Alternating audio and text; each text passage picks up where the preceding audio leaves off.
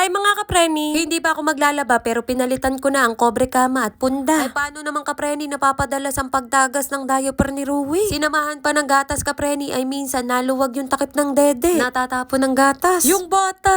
Magulo na naman siya. Gustong gusto niya yan, yung nanggugulo.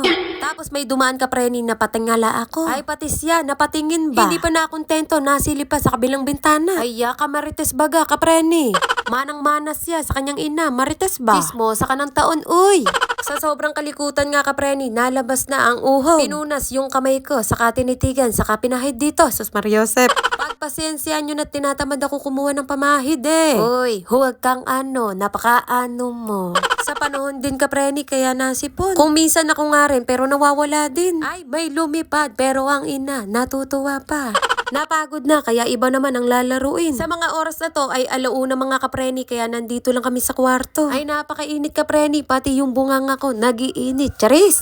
Sabi ko nga rin kay Kuya Ken, mamaya ka nang umalis at napakainit. Ay grabe talaga sa init. Kanina may nag-deliver at yung in-order nga ni Kuya Ken. Eto nga yun mga kapreni, yung pinipisil at nakaka-relax. Ang design nga na napili kapreni, burger. Kaya sabi ko kay Rui, bawal kainin yan. No, no, no, no, no.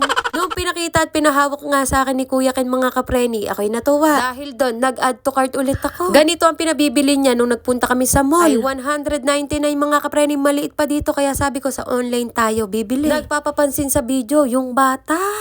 Pansinin nyo daw mga kapreni. At ang kuya, busy-busy, kakagadget. Ay mamaya, hindi na siya makakagamit at may oras lang kapreni. Hay naka mga kapreni, eto na naman. Natanggal na naman sa pagkakatakip at yung gatas tumapon. Ay kapapalit ko lang. Ay nako talaga naman. Dalawa na lang ang kobre kama at yung isa nga kapreni nasa marumihan na. Kaya ang ginawa ko, ay ginawa ko pa rin, charis. Nung una binlower ko na at natuyo na, kaya lang kalagkit. No choice kapreni, binalawang ko na lang kung saan nagkaroon ng gatas. Nakakaulit binlower. Sus Mariosep. Ang hirap ng mahirap, charis. Ilan ang kobre kama ko ngayon? Dalawa na lang. Hindi ko alam kung bakit nasisira. Wala akong kaalam-alam. Hindi ko inaalam at wala akong pakialam. Eh ano ba yun?